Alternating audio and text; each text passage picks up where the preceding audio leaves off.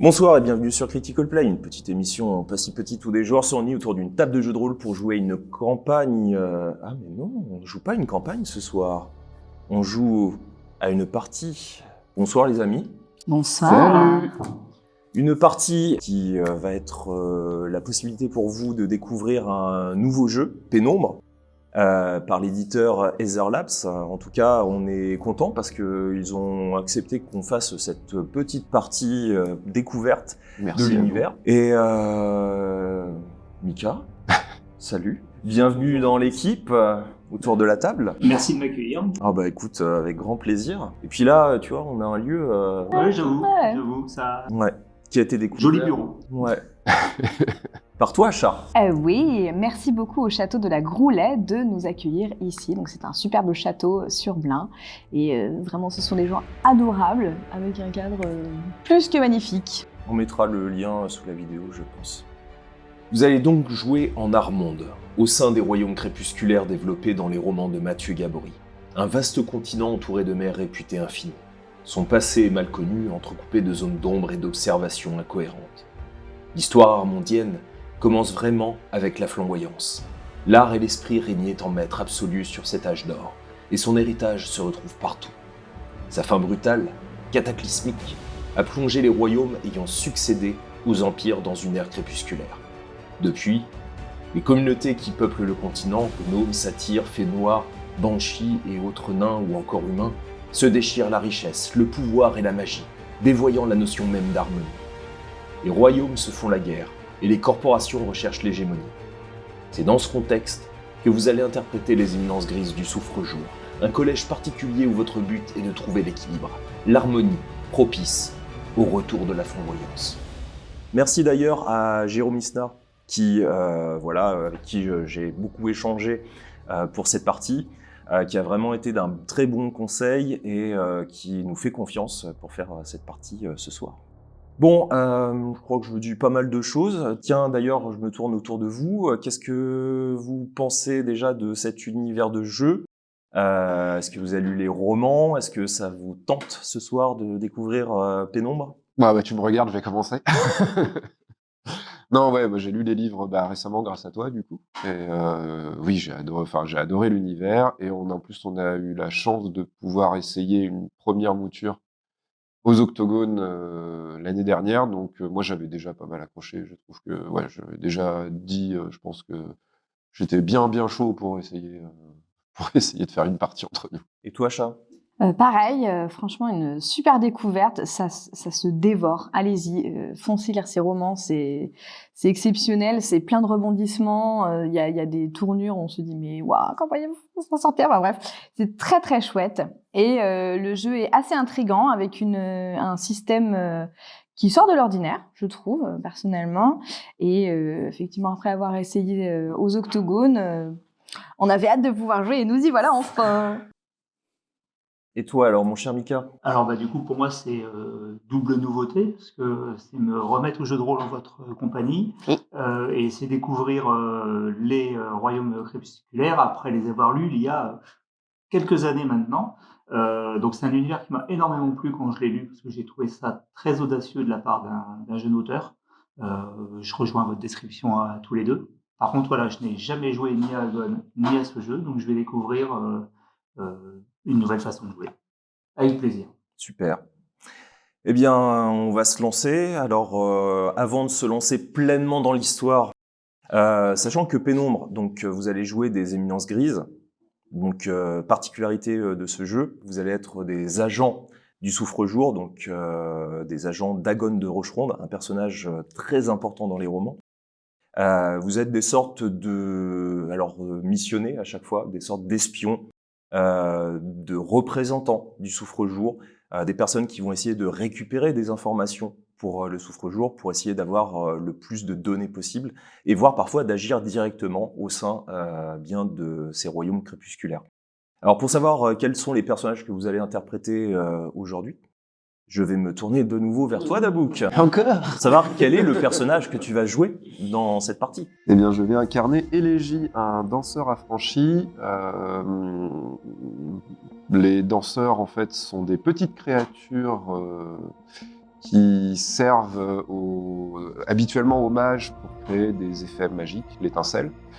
Le mien donc est un affranchi, ça veut dire que du coup il n'a pas de maître. En tout cas, il en a eu un il y a quelque temps qu'il a malheureusement perdu et qu'il a plus ou moins pris pour son enfant. Donc le personnage que je vais incarner sera un petit peu infantile et en tout cas tout petit. Et voilà. Ouais, c'est ça, hein, ces danseurs d'une dizaine de centimètres, un petit peu plus, hein, mais voilà, qui sont des créatures bleutées. C'est ça. J'étais pas sûr de la couleur exacte, du coup j'ai pas voulu... Et toi, Chat? Eh bien moi j'incarnerais Céliana, une méduse, à ne pas confondre avec les petites bébêtes qui flottent dans l'eau. On a fait la blague tout à l'heure, je précise. Mais une gorgone, donc j'ai des serpents dans mes cheveux, j'ai la voix évidemment suave et je fais partie quand même de la haute société.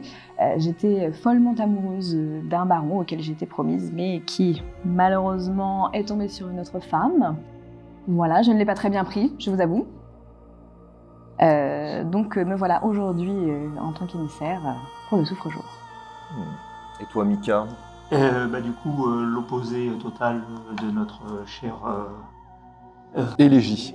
voilà, je vais jouer Sargon, un minotaure, donc une créature très impressionnante et très massive, dotée d'une armure tout aussi impressionnante et d'une hache qui l'est encore plus.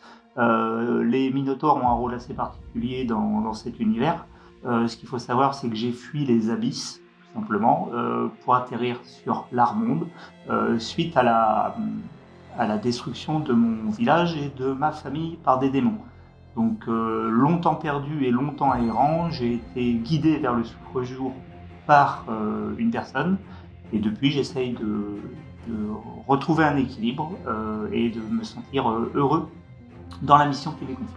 En tout cas, j'ai hâte de voir ce que ces personnages vont faire dans l'Armonde. Un univers vraiment particulier. D'ailleurs, dans le descriptif un petit peu de ce jeu, on parle de Renaissance Fantasy. C'est vrai qu'il y a une touche particulière, on n'est pas dans du Medieval Fantasy, il y a des petites nuances. Ne serait-ce que sur les personnages, vous avez pu voir que les personnages sont particuliers, hein, c'est pas de la fantasy classique.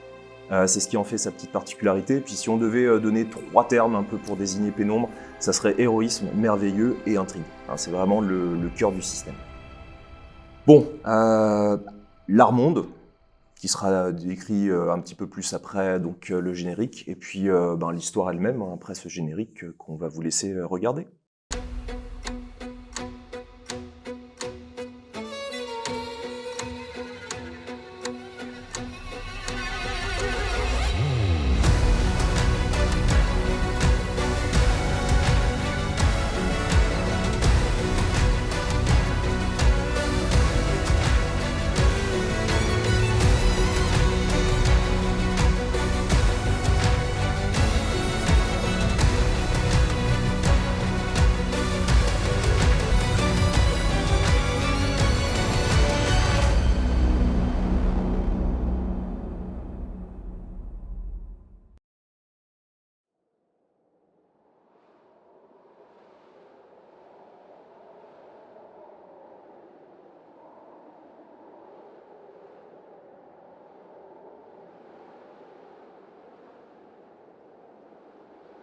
Votre histoire débute durant l'hiver 1473. Vous avez été missionné par votre psycholune, l'un de vos professeurs au collège du Souffre-Jour, situé au sein de la capitale d'Urguement, l'Orgol. Cela fait plusieurs semaines que vous êtes parti de l'Orgol en direction de la baronnie de Frimaspre, dans la partie nord du royaume, la zone défensive d'Urguement nommée le Bouclier, en souvenir des guerres crépusculaires contre les provinces liturgiques il y a de cela une vingtaine d'années. Votre mission ? Rencontrer le baron de Frimaspre, Ambre de Mélancole. Depuis plusieurs mois, des missives ont été envoyées par le premier baron pour l'élection d'un successeur, et le baron de Frimaspre n'a toujours pas répondu. Le Souffre-Jour se pose des questions car c'est un proche du premier baron, ainsi que de votre principal, Agon de Rocheronde. Votre couverture est d'ailleurs celle d'un envoyé du premier baron. Urguement, votre royaume d'adoption est un royaume puissant et austère, où l'honneur chevaleresque et ses coutumes féodales ont encore cours, les Urguements ayant du mal avec les idées progressistes venues de la capitale. Vous êtes d'abord allé à Haute-Brume, la ville principale de la baronnie, pour obtenir des informations. C'est là qu'on vous a orienté vers Rougeret, une ville de seconde importance d'environ 2000 âmes, située sur la côte, le long de la mer des Tristes, un peu plus au nord. Ambre de Mélancole se serait repliée depuis 5 ans dans le château de Rougeret. C'est donc à Rougeret que vous arrivez de nuit. Non loin, vous entendez le ressac de la mer des Tristes, le choc contre les hautes falaises escarpées. Il fait froid, la neige tombe depuis plusieurs jours et donne un son étouffé à vos pas. Vous êtes à Rougeret face à l'une de ces auberges, au-dessus de l'enseigne symbolisant par iconographie le nom de l'établissement, le Mésange Noir. Le lieu est fortement usité, car de nombreuses voix s'élèvent à l'intérieur. Et chose étrange, vous voyez qu'à l'entrée du village, à certains endroits, vous avez des rousses blanches. En hiver. En plein hiver. Vous avancez devant la porte de l'auberge, vous sentez la chaleur intérieure de l'auberge, et après qu'un passant est rentré dans l'auberge, il referme la porte juste derrière, et de nouveau l'obscurité et le froid. Et donc ma question, que faites-vous? Moi, je me suis perché sur l'épaule du Minotaure, parce que du coup, Dur d'avancer à mon rythme. je ne pourrais pas suivre au rythme. Et donc vous rentrez? Je suis quand même très étonnée par ces fleurs en plein hiver, Blanc. qui plus est. Bon, nous poserons la question à l'aubergiste. Vous, ça nous dit rien, ça peut pas être une tradition. Alors ça va être votre premier test. Alors pour expliquer le système, vous avez des harmoniques qui sont un peu les attributs, les caractéristiques sur votre feuille de personnage. Celle qui va être la plus intéressante pour vous, ça va être donc celle qui est liée au mental, aux activités mentales, donc ça va être l'esprit, donc l'harmonique de l'esprit. Vous avez un niveau de dé qui est défini, donc par exemple Sargon, tu as combien J'ai un D4. Ok, donc c'est avec le dé de 4, tu vas pouvoir lancer un dé de 4. Tu as peut-être la possibilité d'utiliser un atout. Ce que j'allais te dire justement, mon personnage a énormément voyagé avant d'être au souffle-jour.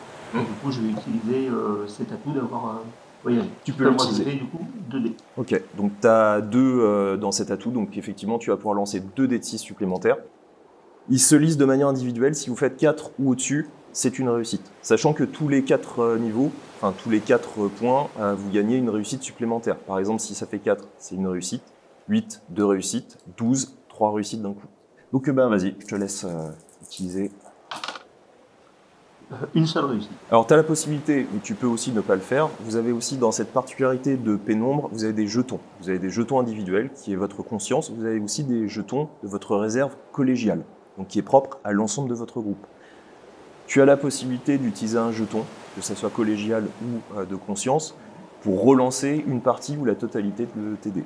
Donc est-ce que tu veux le faire ou pas pour l'instant? Vu que ça me chagrine et qu'on est quand même sur un cas assez particulier, j'estime qu'effectivement, après avoir autant voyagé, je cherche. Enfin, après, c'est propre voilà, à mon personnage. Essayer de comprendre et de solutionner les problèmes.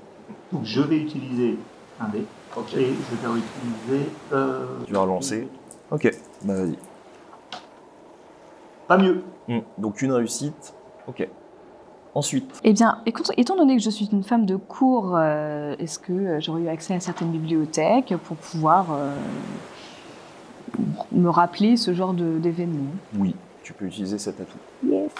Donc ça me fait un D8. Alors sachant que, autre particularité, à la place de votre clé harmonique, donc de votre attribut caractéristique, vous pouvez aussi utiliser le dé merveilleux, donc c'est vraiment pour faire quelque chose d'exceptionnel ou de réfléchir à quelque chose d'incroyable. Vous pouvez utiliser donc à la place de cette clé harmonique le dé de 20, donc le dé merveilleux.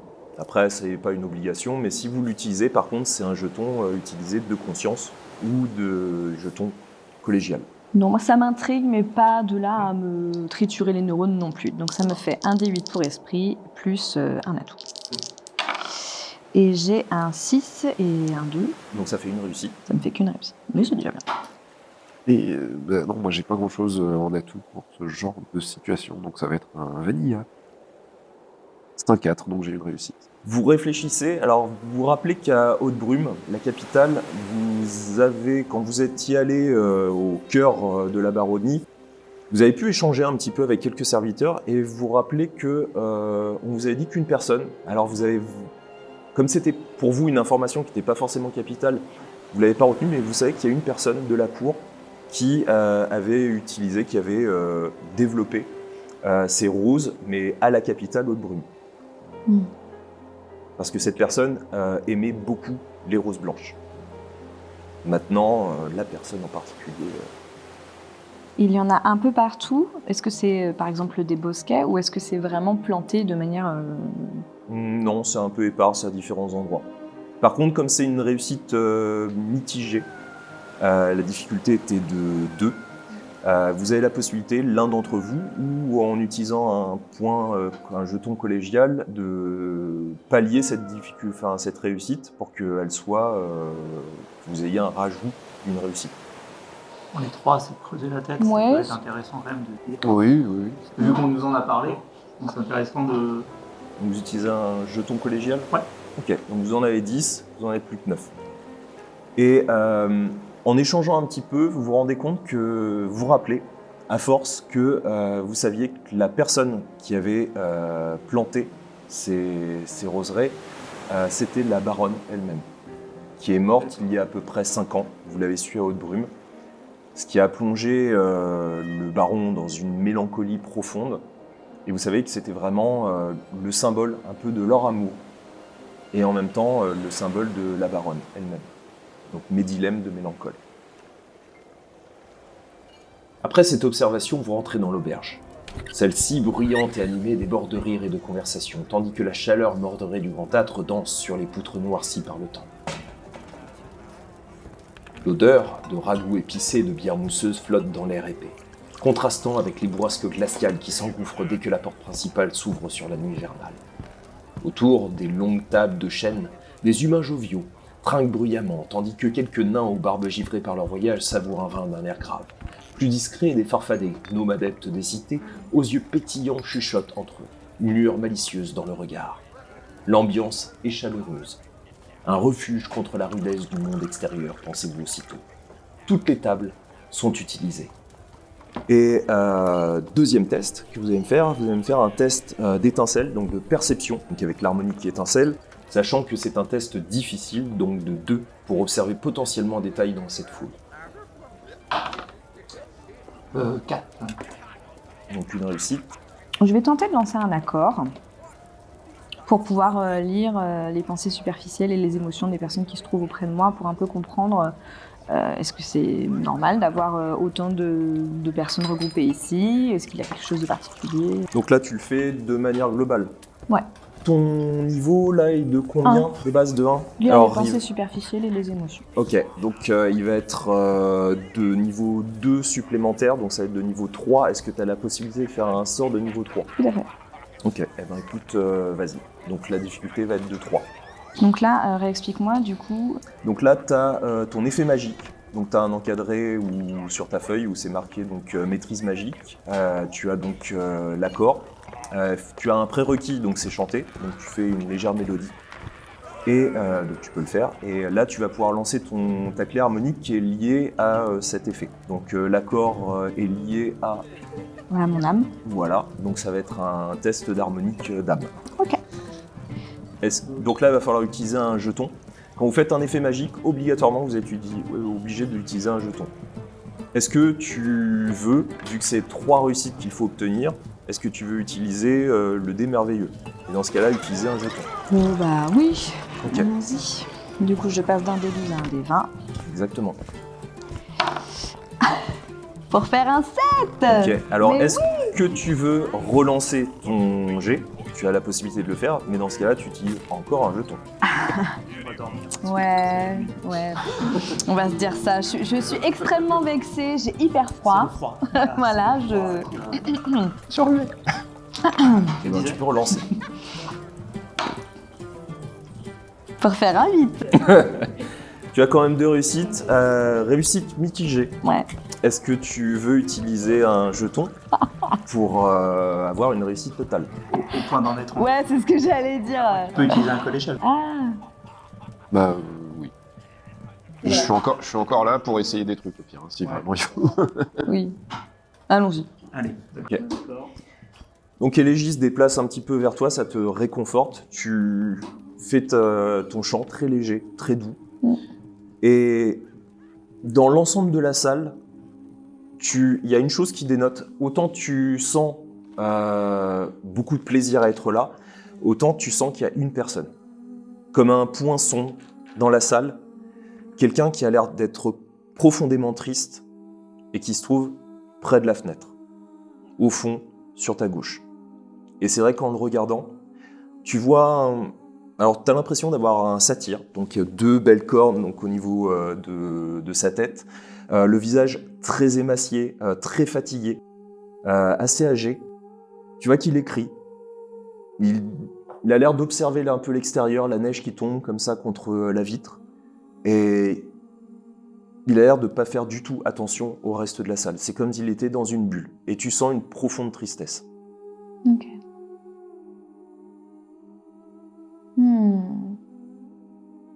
Tant de mélancolie dans cette pièce. Enfin, qui dénote, tout du moins, avec la joie visiblement palpable ici. Est-ce que vous voyez ce satyre au fond de la pièce, près de la fenêtre? Il a l'air terriblement triste. Maintenant que tu le dis, oui, effectivement. Cela dénote. Je n'avais pas prêté attention. Mais je tapote sur la joue de Céliana pour lui dire d'aller voir, qu'on peut aller voir en fait. On s'en approche. Peut-être est-ce que ça vient de mon cœur meurtri, mais oui.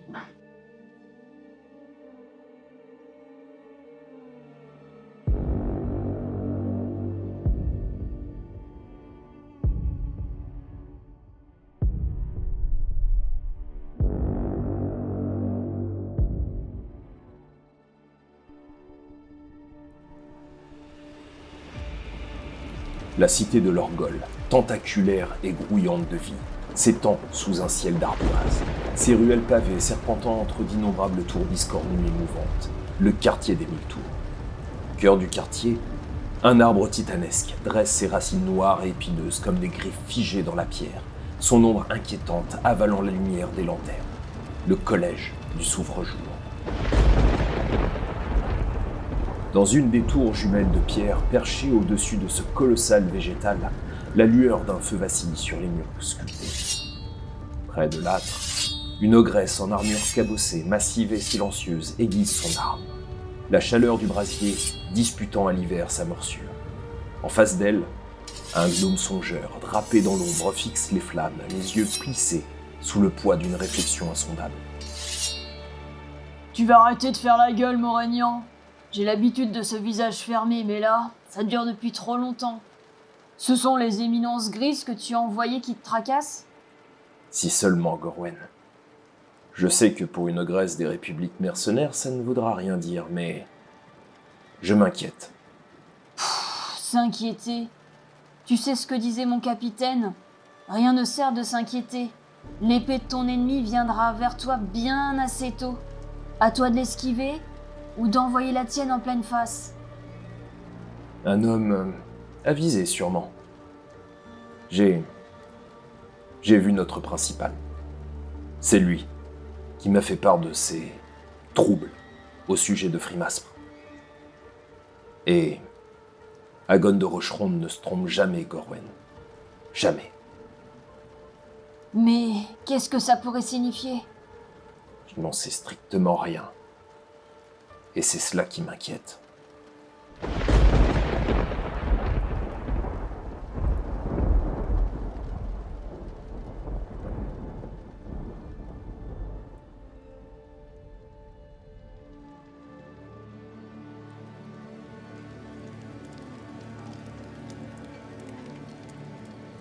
Vous vous déplacez entre les rangées de bancs et de petites tables pour rapidement vous retrouver face au satyre ou pourpoint rouge légèrement élimé.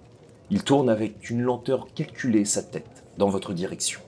Son regard semble témoigner d'une grande fatigue. Que puis-je faire pour vous ? Je me faisais seulement la réflexion que vous n'étiez pas dans les joies, visiblement, dans l'auberge. Non, je viens ici chaque soir étancher une peine qui jamais pourra être étanchée. Mais j'ai espoir qu'un jour elles disparaissent. Mais si vous cherchez une compagnie, eh bien, installez-vous.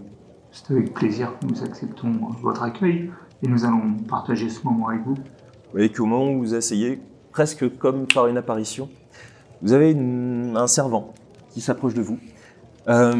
Bonjour messieurs, dames, que puis-je faire pour vous?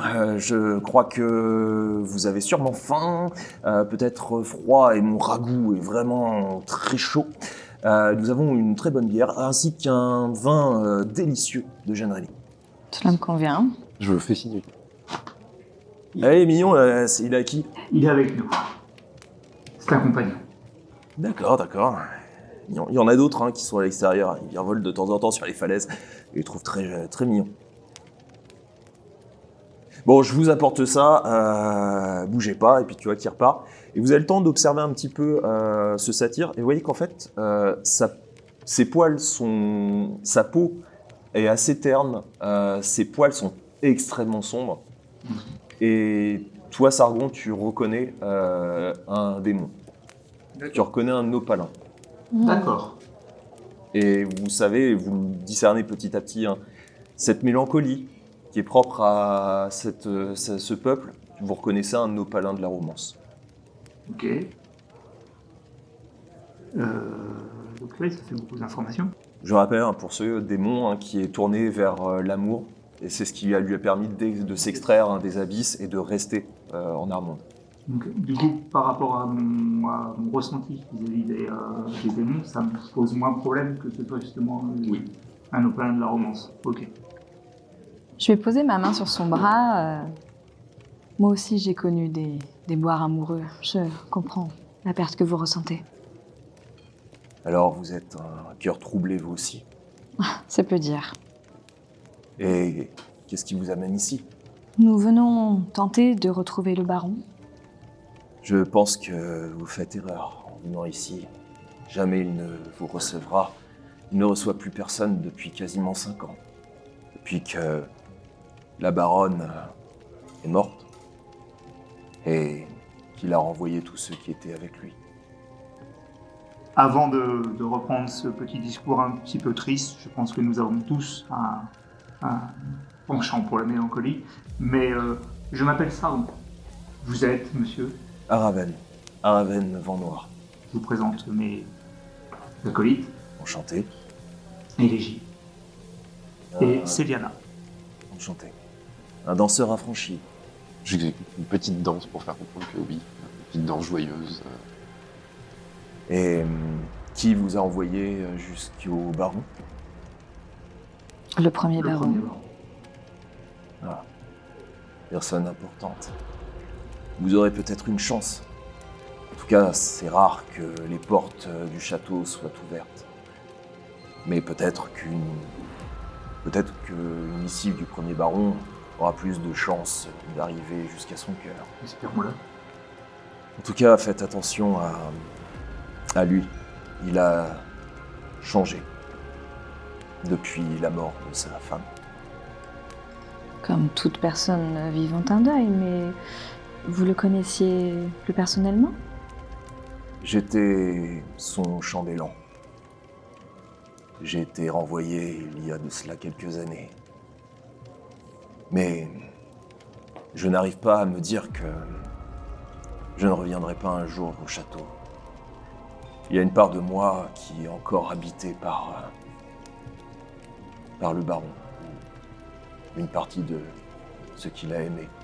Tu vois dans ses propos, ça a l'air étrange, mais il y a une sorte de profonde douceur quand il parle du baron et peut-être de la baronne. Pourtant, lorsqu'on est mal, lorsqu'on est triste, c'est important de bien s'entourer. Pourquoi s'être séparé de vous? Il ne veut voir plus personne. Il est comme fou. Il a changé. Il considère que ce sont les personnes importantes d'Haute-Brume qui ont menacé la baronne et qui ont attenté à sa vie. Excusez-moi, Raven. On parle d'un sujet plutôt ancien. J'ai du mal à me souvenir. La baronne Médilène C'est donné elle-même la mort. Vous avez peut-être un meilleur souvenir étant proche que moi. Je n'étais malheureusement pas là lorsque la baronne est morte. Je n'ai eu que les propos du baron. Mais selon lui, et je l'ai lu dans ses yeux, et il a l'air d'y croire énormément, ce sont les grands de sa baronnie qui ont décidé de la mort de sa femme. On parle d'assassinat. Ouais. Et Céliana, fais-moi un test d'âme, s'il te plaît. Donc avec l'harmonique âme. Et là, c'est pour lire les sentiments du personnage. Donc si tu as un atout particulier. Ben, non, pas vraiment. Ok. Je suis pas sûre que ma voix suave et mon chant mélodieux... Donc la difficulté, là, est par défaut, donc difficulté de 1. Ok. 11. Donc ce Ok. qui me fait 2. Tu discernes, toi, beaucoup plus facilement, maintenant qu'il a parlé de la baronne, qu'il a discerné un petit peu le baron de la baronne, que c'est bien la baronne pour lequel il avait des sentiments. Et vous étiez absent parce que vous aviez une mission à remplir ou... Oui. Je devais chercher de nouveaux serviteurs.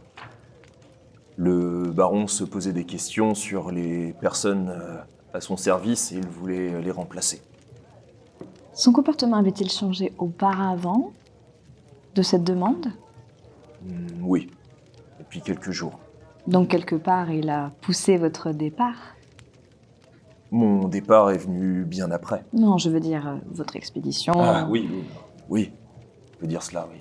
Vous la trouviez justifiée, cette demande de remplacement? Pas à mon niveau, mais je n'ai pas forcément tous les tenants et aboutissants de ce qu'avait le baron. Avait-il eu des rencontres avant ce changement de comportement? Avez-vous vu des objets, quelque chose inhabituel? Non. Non.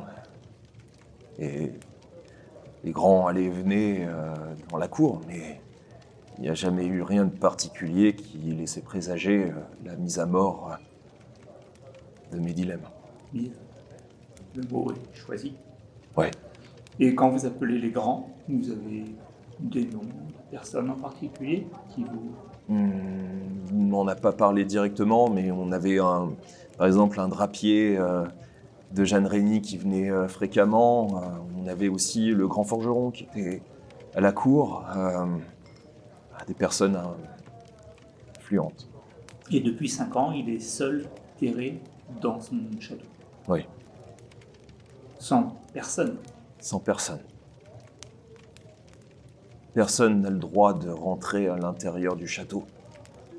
Et toute personne qui vient jusqu'aux portes retrouve porte close. Je pose ma main sur l'un ou l'autre de mes compagnons pour leur faire comprendre, demander s'il y a des gardes autour du château, parce que si personne n'a le droit de rentrer, C'est c'est personne. que... Voilà, s'il est seul ou s'il reste une garde proche. Non, il est seul. Comment il peut Et s'assurer? Sait-on seulement s'il est vivant? C'est pas. Personne n'ose rentrer. En fait, les gens ont peur. C'est pareil, hein, en fait, comme le personnage ne peut pas parler, il transmet les sentiments, les informations à ses camarades pour... les gens ont peur de rentrer, c'est pas simplement qu'il empêche les gens de rentrer, c'est que les gens n'osent plus. La porte est close, personne n'ouvre. Et du coup, voilà.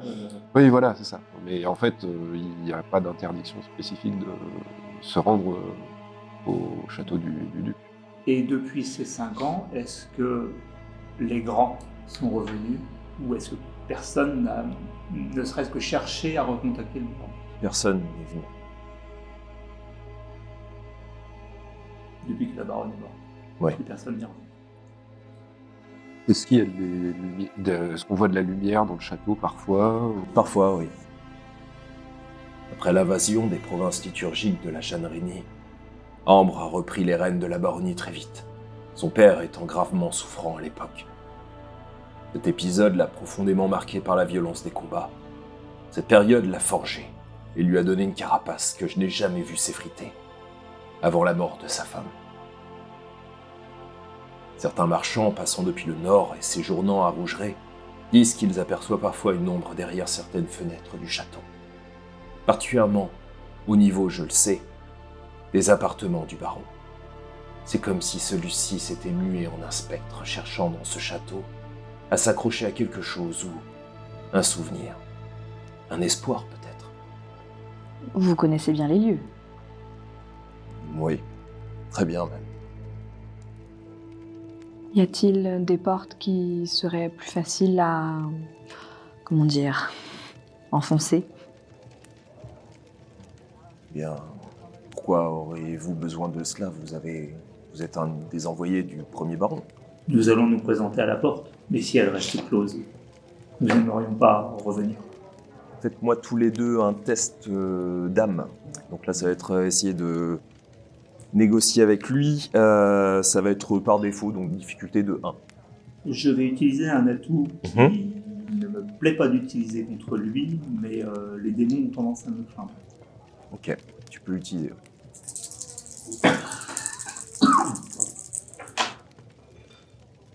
Réussi. Bon, bah, dans le principe, hein. Une. Donc, il vous observe tous les deux. Tu te rapproches, peut-être même inconsciemment, mais C'est ça, ouais. dans sa direction, tu vois que il se déplace très légèrement lui aussi en essayant de pas trop le montrer.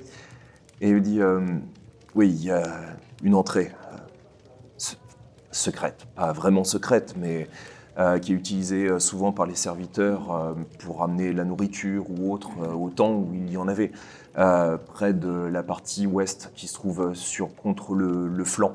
Vous allez voir que le château, de toute manière, est plus ou moins visible, hein. Si vous remontez la falaise vers le nord, vous allez voir que le château est à flanc de falaise.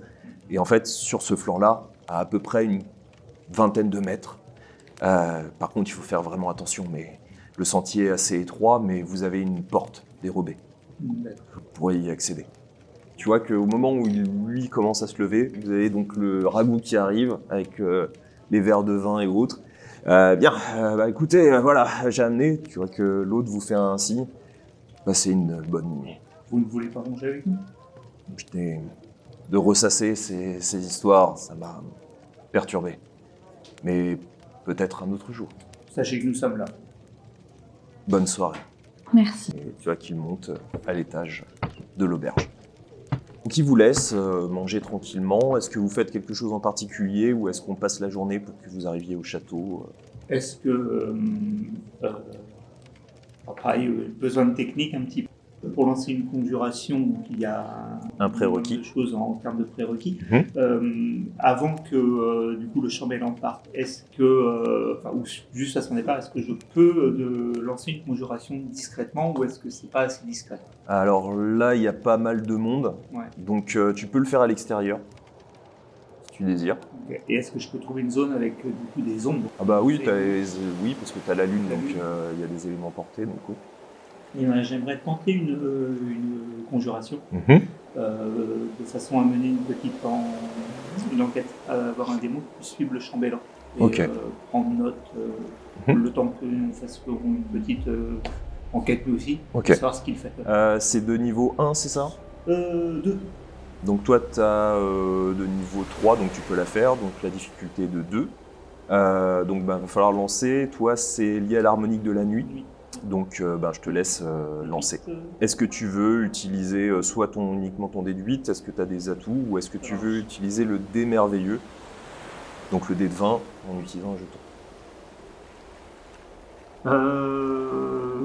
Allez, on va dormir. J'ai entendu ça il y a pas longtemps. Tu t'es rappelé ou... Allez, Donc tu utilises le dé de 20, donc j'utilise je le te dé de laisse 20. utiliser Ça me coûte. un jeton de conscience. Ah non, là, il est cassé. 5 malheureusement, une seule réussite. Ouais. Est-ce que tu utilises un jeton supplémentaire pour avoir un succès supplémentaire? Donc ça fait 2 réussites. Un succès ou est-ce que je le relance moi-même? Un succès, ça te fait 2 succès. Pour moi, je considère que, en plus je le dis, hein, c'est un succès mitigé, donc tu peux utiliser un jeton pour avoir un succès supplémentaire et donc faire ta réussite. Eh bien, Ouais. on va faire ça. Donc en fait, tu traces donc à l'encre les contours d'une silhouette démoniaque émergeant maladroitement avec un bruit désagréable. Ses ailes membraneuses de chauve-souris, aussi sombres que la nuit, se déployant avec hésitation. L'ensemble de son corps est constitué de ténèbres. Ses petits bras malingres s'agitent, tandis que sa mâchoire prognate dévoile des crocs acérés. 4 yeux luminescents, perçant l'obscurité, scrutent les environs avec une lueur maléfique. Cette créature des abysses, avec laquelle tu as déjà un contrat signé suite aux nombreuses fois où tu l'as invoquée pour des actions similaires, te cherche du regard, pour savoir ce qu'elle doit faire pour toi. Suivre le chambellan quelques jours et que chaque soir il revienne me donner des informations sur son comportement depuis du coup notre rencontre ou s'il se passe quelque chose de particulier. Ok, donc il est tout petit, un peu trapu, il te regarde. Ok, on va faire comme d'habitude. Ouais, C'est Puis exactement tu ça. vois qu'il se déplace et... Ok, donc tu reviens à l'intérieur. Tu vas faire ça dehors. Pendant ce temps, j'essaie de te demander. Du coup, on communique par télépathie, on se connaît bien.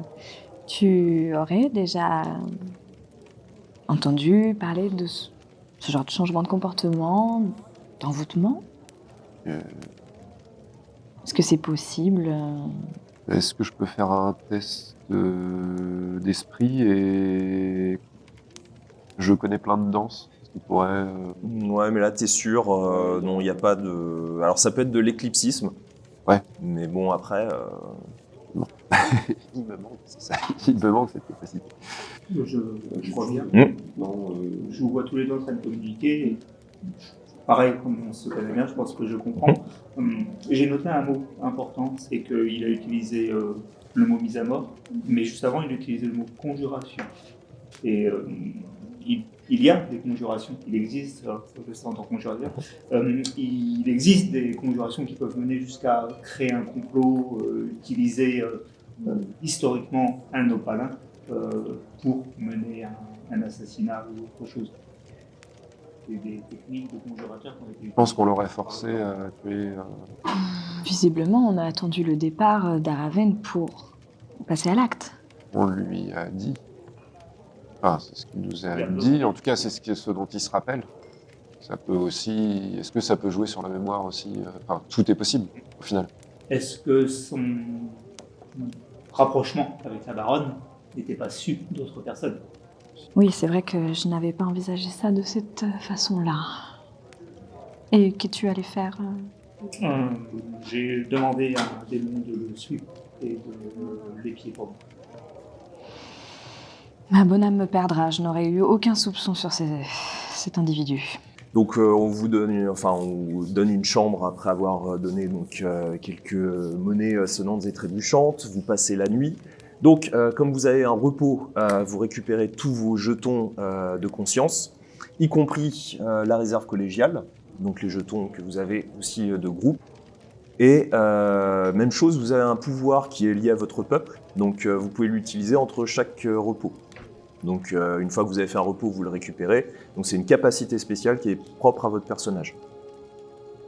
À l'aube, vous quittez l'auberge du Mésange Noir et sa chaleur bienfaitrice, la rudesse de l'aurore vous assaillant en sortant.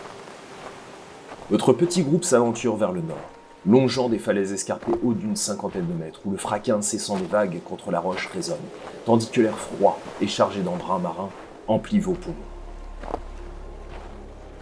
La neige immaculée recouvre le paysage, y compris des vestiges de la flamboyance, créant un contraste saisissant avec les sombres précipices. Au gré du vent glacial, vous distinguez durant votre trajet des danseurs sauvages, petites créatures bleutées virevoltant et dansant, ajoutant une touche féerique à l'atmosphère austère.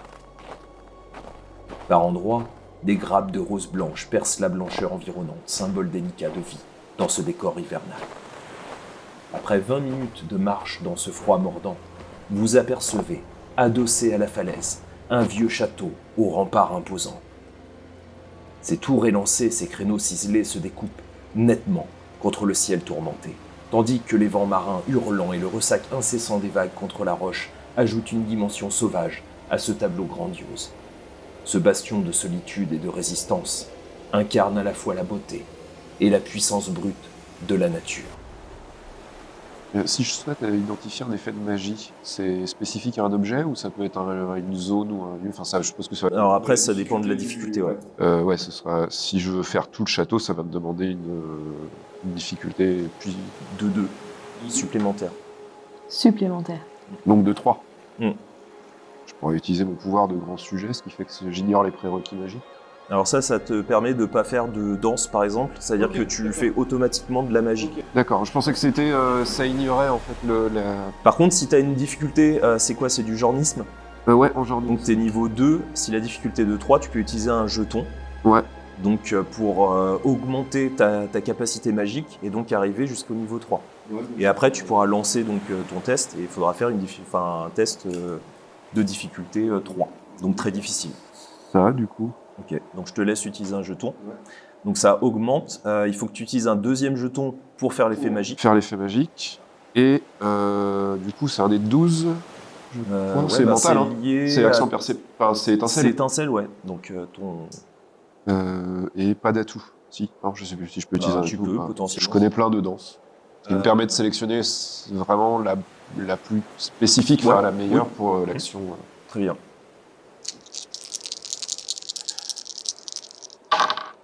J'ai fait 3 réussites. 3 réussites, donc c'est réussi.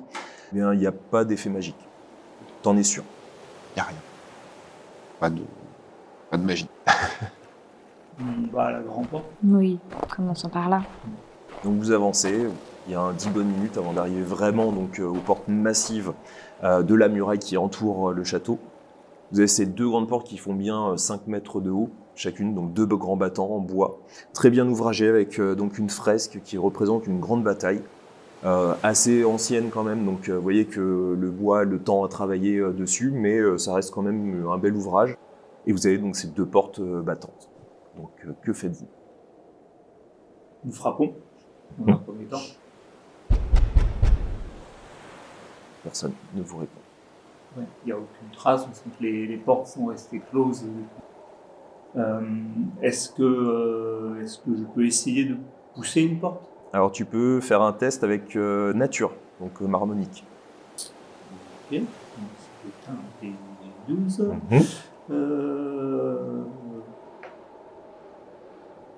Ouais, j'y mets toute ma force, hein, tout simplement. Alors, on va le Il fait très très froid. Il fait très très froid. Ok, donc t'as fait un 1, donc tu utilises ton jeton de conscience, ok. Ouais. Donc tu peux relancer. T'as fait encore un. Change de dé. Change de dé. Alors sachant que un 1, c'est une fausse note, donc tu perds un jeton de conscience. Tu peux le mettre de côté. Tu pourras seulement le regagner après un repos. Moi, je suis petit, est-ce qu'il n'y a pas un interstice par lequel je peux me glisser? Fais un test d'abord d'étincelle, donc de perception, pour essayer de repérer quelque chose. Ok, et ben quand on fait ma taille, on voit ce que les autres ne voient pas. Ouais, tu peux l'utiliser, comme atout. Donc la difficulté est de 1. J'ai une réussite, 2 réussites et un 1. Tu vois quelques interstices dans lesquels tu peux te glisser, tu peux y passer facilement. Donc tu passes de l'autre côté, tu vois ces 2 grands battants. La porte, donc c'est à peu près 5 mètres plus loin, tu as vraiment la porte massive métallique du château, qui elle aussi est fermée, mais tu vois que la cour en elle-même est vide. Ok, la grande porte est verrouillée. Oui. Autant tenter de passer par la porte ouest. On cherche le sentier du coup sur le fond. Donc vous le trouvez. Alors il est un peu plus étroit que ce qui était décrit. Donc il va falloir faire un test de nature pour essayer de faire attention. Toi, tu peux monter. Moi, je suis étroit. Je peux... Toi, t'as pas besoin. Toi, automatiquement, tu peux passer. Je me rends pas compte le gabarit du coup de... Toi, ça va être une difficulté par défaut, donc de 1. Toi, par contre, comme tu es un peu plus massif, la difficulté va être difficile, donc de 2. Je vais monter sur Céliada. Non. Je te le déconseille. Non, mais je vais rester sur le sentier. Et puis... Donc 2 réussites. Voilà, je te le déconseille de venir avec moi. J'ai un D4, si tu veux. Après, tu peux utiliser un dé merveilleux. Ça, Ouais. je Par vais contre, est-ce faire que ça. je peux peut-être bénir son action, ce qui permet... Est-ce que ça peut lui permettre d'avoir une réussite supplémentaire, un oui. effet supplémentaire? Oui, ça peut. Bah, du coup, je vais utiliser Donc il y a un effet magique. l'effet magique et je vais danser pour l'accompagner dans sa démarche. Du coup, je vais utiliser étincelle et je vais utiliser je sauverai tout le monde. Mmh. 1, 2, 3 réussites et un 1. Donc tu te sens presque porté. Tu vois que tu as des étincelles qui virevoltent autour de toi et ça te rassure énormément et en fait tu passes très facilement. Ah, j'ai même pas besoin de jouer. Non. Merci mon petit élégie. Heureusement que tu es avec moi. T'as mes petits serpents qui viennent... Vous prenez le chemin de ce passage, un couloir travaillé en pierre ancienne, vos sens à l'affût. Au bout de ce couloir, vous distinguez une porte entrouverte ainsi que de la lumière et ressentez très vite, après votre cheminement discret, le long de ce couloir, une forte chaleur. Ok. Pourtant, je chuchote. C'est censé être le passage des serviteurs, on est bien d'accord. Il n'y a pas de fenêtre à ce moment-là. Non. Et si on écoute? Une chaleur qui vient de l'intérieur, du coup. Ouais. Si vous écoutez, vous entendez des gens s'affairer à faire un repas. Ah, il n'est pas si seul que ça. Non. À la rigueur, ça pourrait être intéressant que tu retournes voir discrètement. Je peux essayer d'avancer, de voir si... Donc tu te déplaces, fais-moi un test de... Alors ça va plutôt, vu que tu essayes d'être très furtif, ça va plutôt être un test de nuit. C'est les rats. Ouais. Invisible si je veux, je peux rajouter 3 dés. Donc la difficulté est par défaut. Hein. Eh bien, j'ai 2 réussites. Non, 1 réussite. Ok, donc tu avances, tu regardes et tu discernes beaucoup de monde. Au moins une dizaine de personnes dans une cuisine, donc une grande pièce où vous avez pas mal de gens qui s'affairent pour essayer de faire un repas. Alors, quel type de repas, ça tu pourrais pas dire, mais tu vois qu'il y a pas mal de monde. C'est des créatures de l'Armonde, Mais, il n'y a pas de créatures, pas de création, pas de... Ok. Et je vois, oui, je distingue pas la nourriture qui sont en train de... Ça a l'air d'être des grosses quantités de nourriture, par contre. Ça a l'air d'être des grandes quantités. Ouais. Pas que pour une personne, quoi. Du coup, je reviens vers mes compagnons, je leur raconte tout ça. Il y a du monde qui est pas censé être tout seul, le baron. Là, il y a plein de monde qui sont en train de faire à manger. Beaucoup. Et je sais pas... Alors, je peux tenter un truc. Est-ce que je peux modifier du coup les pensées superficielles et les émotions de plusieurs personnes en mode on rentre, tout est normal. Vous ne nous avez jamais vus. Tu veux le faire sur le court terme? C'est juste le temps qu'on traverse. Ok, donc ça va être 2 difficultés supplémentaires. Donc celle de base est de combien? 2. Donc ça fait 4. Ah ben non, je peux pas du coup. Parce que Mais si tu peux... Tu utilises un jeton supplémentaire en plus de l'effet. Donc ça va être un 2 jetons. Pour l'activer et pour mettre un cran supplémentaire à ton niveau. Yes. Ok. Donc mon D12. Je peux ajouter... Nous allons trouver mon compromis. Ça passe ou pas? Oui. Donc ça me fait 3. Et voix suave et chant mélodieux? Alors, si tu veux faire un deuxième atout supplémentaire, c'est un jeton supplémentaire. Bon, déjà 3, c'est bien. Donc, Ok. la difficulté est de 4, hein, donc exceptionnel. Bah, j'ai un des 12 et 3 des 6. Imagine, c'est très trop bien. 1, 2, 3, 4. Tu chantes, le bruit de tes serpents en parfait accord avec ton chant. Les personnes à l'intérieur ont l'air d'écouter légèrement. Et donc, tu passes à l'intérieur, c'est ça? Ouais, je Donc, tu rentre, vois je qu'ils passe. vous regardent et ils vous saluent très légèrement en baissant la tête. Vous avancez et voyez un couloir. Vous distinguez une personne avançant depuis ce couloir, dans votre direction. Un satyre, arborant un somptueux pourpoint écarlate, contrastant avec ses poils d'un noir ténébreux et sa peau légèrement cendreuse. Sa barbe, finement taillée, encadre un visage orné de cornes, élégamment incurvé. Son regard hypnotique, empreint d'une profonde sensibilité, captive et intrigue quiconque le croise. Son allure élégante et mystérieuse capte tout autant votre attention, mêlant sophistication et étrangeté. Il avance dans votre direction puis s'arrête à quelques pas de vous. Il me semble ne point vous connaître, et pourtant je m'enorgueillis de connaître chaque personne de cette demeure, ou venant au château pour le baron, en tant que chambellan. Alors permettez-moi de me présenter en premier. Araven Vent-Noir. Et la suite, au prochain épisode. Voilà, terminé avec ce premier épisode. On va voir ce que ça va donner pour le second. Petite ambiance posée, on verra ce que la suite va donner. En tout cas, n'hésitez pas si vous aimez à mettre des pouces, à vous abonner si ce n'est pas encore fait. Et puis nous, on remercie déjà chaleureusement Ether Labs pour cette partie qui a pu se faire grâce à eux. On vous dit donc la semaine prochaine, dans 2 semaines, on ne sait pas encore, ça dépendra de la rapidité du montage. Voilà, on se voit très bientôt. Qu'est-ce que vous avez d'ailleurs pensé de ce jeu, des petites dynamiques là, du système? Moi j'ai trouvé que le système était intéressant entre le fait de pouvoir optimiser, faire des choix assez conséquents sur des actions qui peuvent paraître tout à fait bénignes ou à l'inverse très importantes. Non, c'est intéressant, il faut essayer de comprendre comment fonctionnent les personnages. Je pense pas que connaître profondément le lore aide, mais ça peut peut-être aider à situer. On est sur des races totalement... Enfin, là, c'est le choix des personnages prétirés peut-être. On n'aurait été que des humains, peut-être que c'est plus facile à jouer. Mais super pertinent. Ouais, carrément. Moi, je trouve qu'on se remet quand même assez facilement dans le système. Juste le coup de faire jouer l'accord tout à l'heure, je dis « Ah, c'est comment déjà ?» Mais du coup, franchement, ça revient vite. C'est vraiment assez accessible.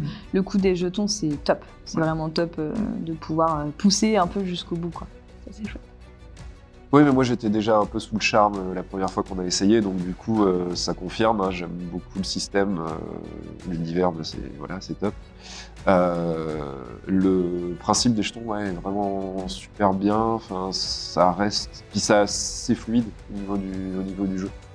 C'est pas trop lourd, et puis après, oui, comme tu disais, je pense que c'est s'habituer un peu à son personnage et à ses capacités, mais non, pour l'instant, c'est vraiment chouette. Ouais. Ce qui est intéressant, c'est d'avoir finalement un jet d'idées, mais que les jetons te forcent à expliquer ce que tu veux faire réellement. Donc ça ne se base pas que sur des pures stats, et ça change. Oui, c'est pas purement simulation, c'est un peu aussi du RP. Je trouve que l'équilibre est vachement bien. Enfin, c'est bien équilibré. Ouais, le système de la réserve, que ça soit conscience ou collégial, parce que vous avez encore au petit point. Mais ouais, ça ajoute une petite dynamique supplémentaire, et puis ça permet aussi de réussir, alors pas plus facilement, parce qu'on va voir que là aussi, la perte ou l'inactivité des jetons fait que potentiellement votre personnage s'épuise ou se fragilise plus facilement. Donc là aussi, c'est une question de quantifier un petit peu son action, mais c'est plutôt pas mal en tout cas. En tout cas, on vous retrouve bientôt. On vous fait des gros bisous et puis à très vite. Salut. Salut. Ciao.